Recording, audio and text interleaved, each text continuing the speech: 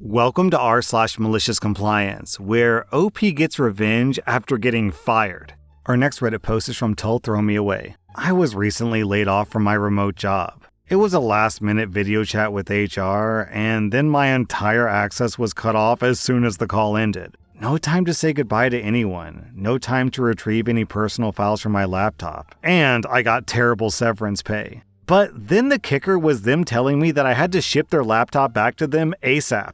I've had other companies send prepaid laptop boxes to return equipment or to just say to keep it. This company expected me to waste my time to package up the computer and then find a place to ship it back. Seems like a lot to ask of someone that you just got rid of like a piece of garbage. They gave me their shipping account code and told me that I could just charge it on their account. When I went to a shipping company, they told me the code doesn't work and I have to pay out of pocket. At this point, I am very annoyed with this process. The company tells me that I can pay out of pocket and they'll reimburse me. Okay, I can do that. So I found the most expensive option I could find and added some bathroom tiles in the box to make it extra heavy and had it shipped. I also shipped my mouse and power supply separately in the same expensive fashion with extra weight. Total cost $840. The cost of the laptop was probably about $500. Anyways, F them. I did as I was told. Maybe next time they won't fire people and then expect them to drive around town to return their stuff.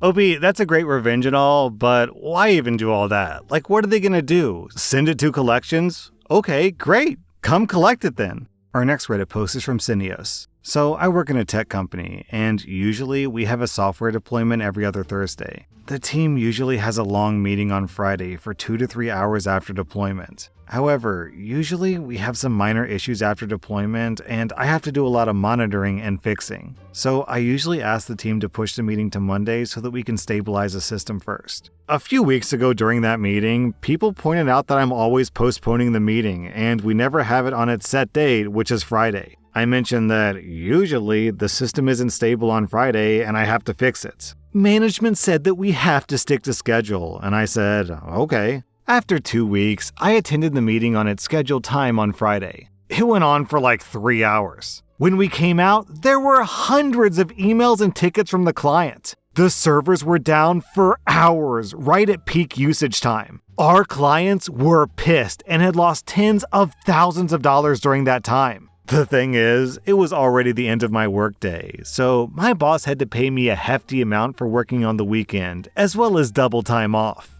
Our next Reddit post is from Patty Cake. Back in 1999, I was a sales manager for the now defunct Circuit City. My wife and I were expecting our first child. My wife was leaving her place of employment as she was planning on staying home with our daughter once she was born. Since this was our first child, I wanted to be home for a little while at the beginning. I asked my store manager for 1 week off after my daughter was born. I was met with opposition and told that I could only have 2 days off because we don't have extra management coverage. Yeah, somehow we cover people's vacations. This was absolutely ridiculous, and luckily I'd done my homework. The way the Family Medical Leave Act law is written, parents can take up to 12 weeks of maternity/paternity leave, and their job is guaranteed to be waiting for them when they return. I believe this is meant to be combined between the parents, but since my wife was leaving her job permanently and not taking maternity leave, that left 12 weeks available for me to take. Employees at Circuit City rarely ever take paternity leave because it's most often unpaid leave.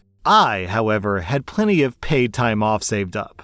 So I told the store manager that I'd be filing for paternity leave under FMLA, and in fact, I'd be taking 12 weeks off. And I'd be using my saved paid time off to cover my income. He tried to argue with me, but I told him he should probably go contact HR. He returned later that day and sheepishly asked me if I would accept the 1 week off that I originally asked for. I told him that I'd accept 2 weeks or 12 weeks. The choice was his. I ended up with 2 weeks off, and the store manager learned that even though I was young, I was not going to be pushed around, and that reasonable requests should be reasonably accepted. OP, I'm happy for you that you got your own little win, but really, you should have taken the full 12 weeks because screw that guy. Our next Reddit post is from Cocky Nurse. My wife and I bought our first home in early 2021 at the perfect time. Our house was in an older neighborhood, but it was a new build. Prior to the house being built, it was just a plot of land that was overgrown with trees and bushes. When we bought our house, the backyard needed work. There was about 100 feet deep of backyard that we could play with, but it was completely overgrown with vines, bushes, small trees, bamboo, you name it. To give some context, our plot of land is shaped like a parallelogram. Our yard doesn't go straight like a rectangle, it's kinda angled. My wife and I worked hard to start clearing it out. After we removed all the growth, we gained about 25 feet of backyard to play with. We got to our neighbor's property on the left, found our survey stake, and we stopped there. Then we started on the other side, and after working on it for a few days, we came outside to a patchwork fence that our neighbor had put up on the right side.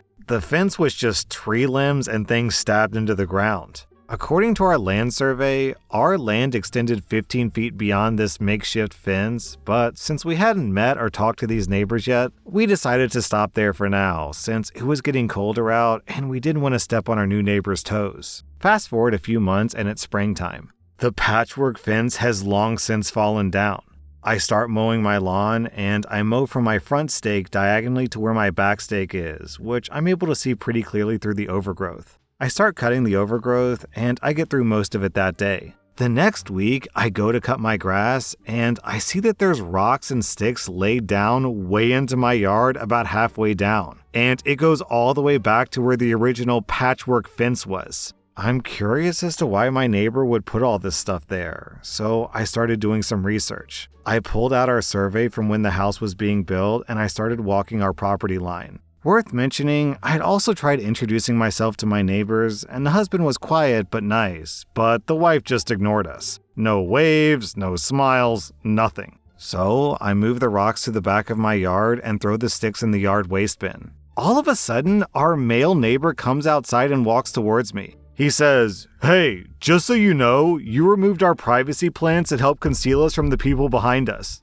I'm not sure if you think that your yard extends this far, but this part of land is our yard." I tell him, well, our survey shows that the distance between these two pins in the back should be 115 feet, which is what I got when I measured them. So everything's matching up in our survey. He says, "Well, my wife works for the city and they can see exactly where the plots are, and my plot goes to here." He says this while pointing like 15 feet into my yard. I tell him that we can split the cost of a survey if he wants, and he says that he's not interested and goes inside.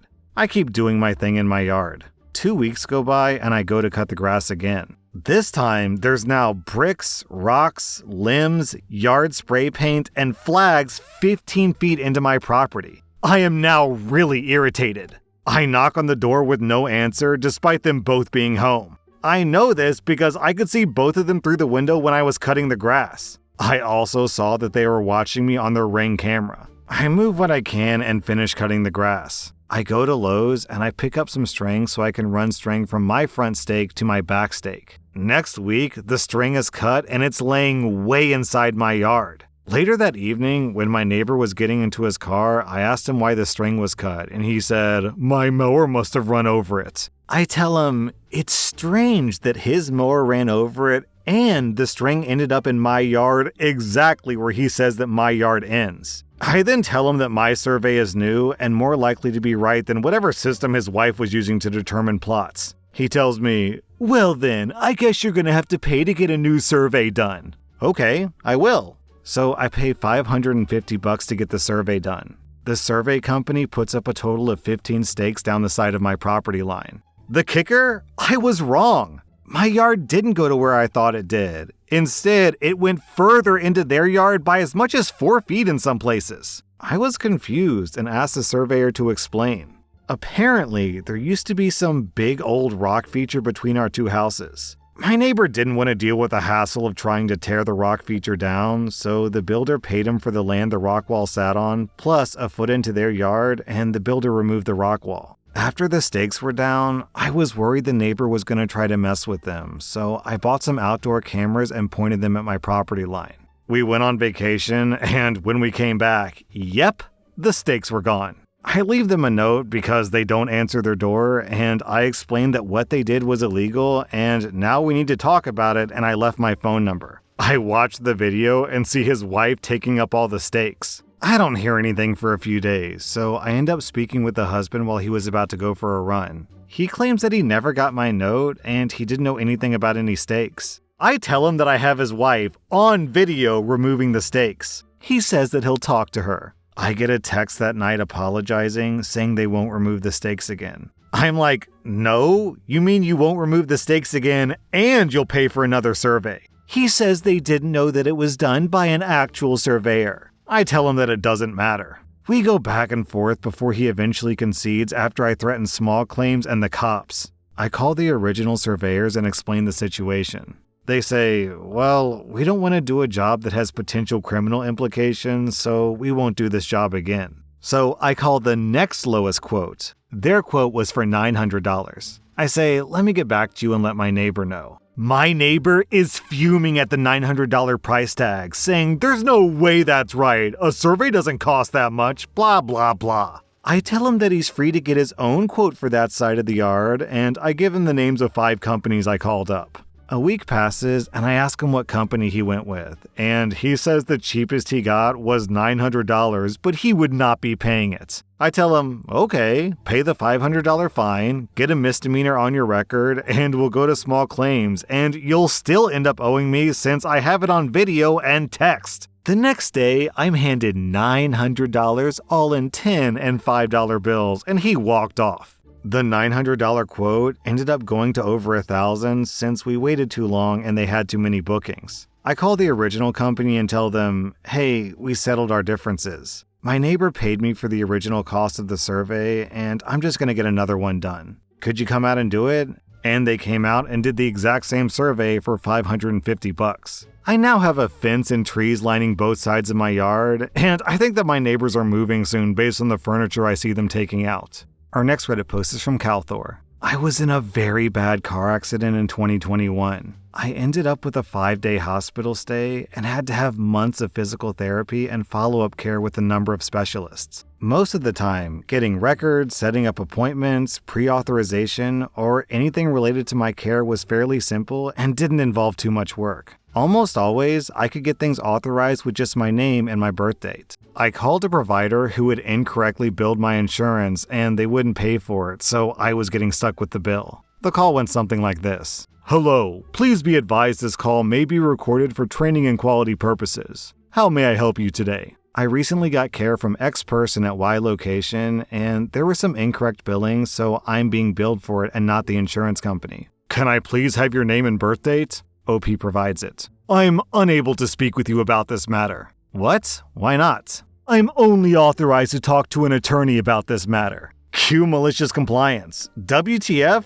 Okay then. I'm representing myself for all legal matters. Now, please discuss this matter with me. The person on the other end of the line was quiet for about 4 seconds and then said, "One moment, sir." I was put on hold for about 3 minutes, and when they came back, we got straight to discussing my issue and got it quickly resolved. I don't think they've ever run into that before, and they had to figure out if that loophole counted. You have to have an attorney? Yeah, right.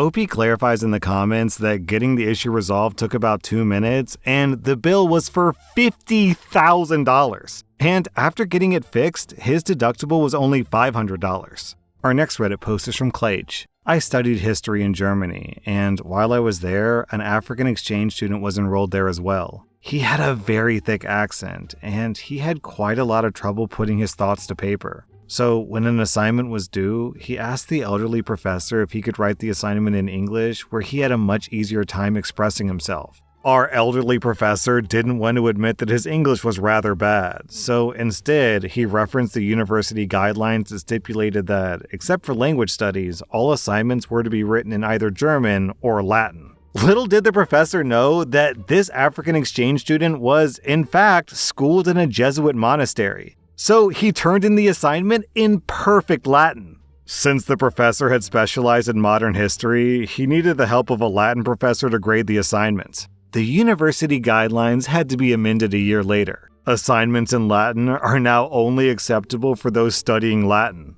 That was rSlash and if you like this content, check out my podcast where I publish the exact same episodes. Also, hit that subscribe button because I put out new Reddit videos every single day.